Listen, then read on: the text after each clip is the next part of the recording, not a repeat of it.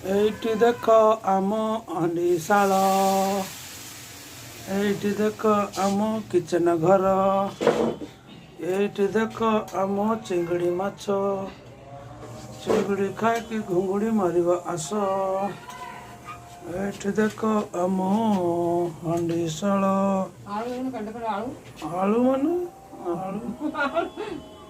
ଇଏ ଦେଖ ଆମ ଶିଳ ପୁଅ, ଇଏ ଆମର କ'ଣ ଏଟା ମସଲା ତସଲା ଏସବୁ ରେଡ଼ି, ପାଣି फानी सब रखा है ये सब किचन कम बाथरूम कम रूम सब इसी में है, आप लोग देख सकते हैं।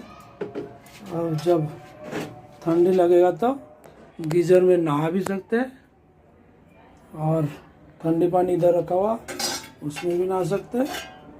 आपको जो पसंद आया आप वही कर सकते, लेकिन बोलना नहीं, ये है देसी किचन। और उधर देखो करेला अभी सूख रहा है, कुछ देर के बाद करेला का बनेगा पकोड़ा, फिर होगा चिंगुड़ी खा के घुंगुड़ी मारने का तरीका। ड्रोन ड्रोन उड़ा का खोलू न